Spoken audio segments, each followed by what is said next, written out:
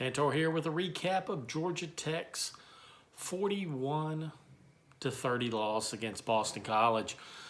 Let's get all the coach speak cliches out of the way for Coach Collins. He loves his kids. They were fighting, battling, and competing. All right, so you don't even have to listen to the press conference for Coach Collins this week because that's all he says.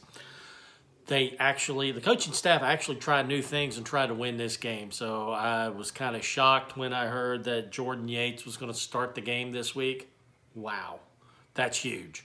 Coach Collins not going with his recruit, Sims. It's just amazing. And on defense, they decided to scrap the 3-3-5 and go with a 4-2-5. It didn't work. They gave up 500 yards to another quarterback. So there no success on that whatsoever. The problem with us going with the four-man line, even though it helps us a little bit against the run game, it takes one of our great linebackers out of the game and replacing them with another lineman, and that just doesn't work. We got to come up with a better scheme. We can't cover any wide receivers. We haven't covered a wide receiver this year. I think Boston College had 7 pass plays over 30 yards for the game. It was ridiculous. I don't think we covered anybody the entire game. So whenever they needed to, they just throw it deep to the outside, and we were just watching a cornerback flailing going down the field with a wide open wide receiver for Boston College. And let's just look at this for real. That's Boston College. We're not talking about Clemson or Louisville or Virginia, somebody good. It's Boston College doing this against us. Jordan Yates had an okay game. He rushed for a touchdown, a couple of them, and threw for a touchdown. And he had a decent game. He ran the offense. He's really accurate with his passing. But towards the end of the game, Boston College started blitzing, and we decided that pass blocking was something someone else would do, not our players. So Yates was basically a tackling dummy for the entire fourth quarter, and we ended up not moving the ball at all. Jahmyr Gibbs had a heck of a game. He had a touchdown on a kickoff return, and then he was fantastic running the ball and catching the ball. His all-purpose yardage. He's just a tremendous player. He might be the best athlete in the ACC. I'd put him up against anybody. I would actually put him up against anybody in the SEC. Jahmyr Gibbs is that good. Too bad he plays for Georgia Tech, for him in his career, that is. Well, the defense did make one play. They did force a fumble. They didn't do anything else the rest of the game.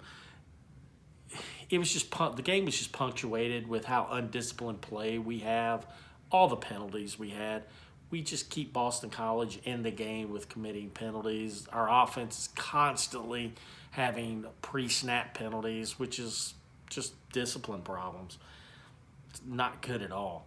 And then in the fourth quarter, we lose one of our good linebackers, Ely, for targeting. He's out for the first half next week against Notre Dame. Not that it'll make any difference in the game, but still losing Ely for the first half next week is just sad.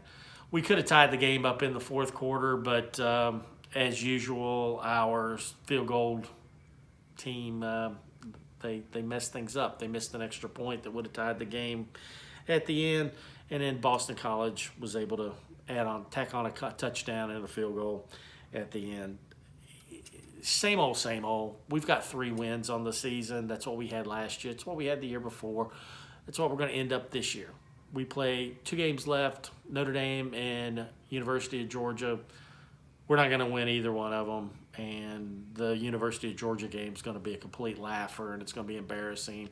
And us Georgia Tech people down in Georgia are going to have to listen to Bulldog fans all year long again, and that right there is almost a fate worse than death. We can't say again how bad the coaching staff here is. We'll touch on that at the end of the year and all their shortcomings and failings. They're just not any good, and there's really no hope of winning. Although I will say the Georgia Tech program was a complete, total disaster when Paul Johnson left it. There was no talent whatsoever on this team. It had no Division I players on it. So the rebuilding job was Herculean in itself. And the only coach and staff that would take the job was Jeff Collins because it was in such bad shape. It might have been the worst program in Division I. Yes, even worse than Kansas. We do have talent on this team now. We do have athletes on this team now. They're just not being developed. There's no game plan. Our defensive game plan is to play hard and be emotional and play with energy. That's it. There's not much along the lines of X's and O's out there and try to take away anything from the offense. So again, we've got Notre Dame next week. We'll see you then.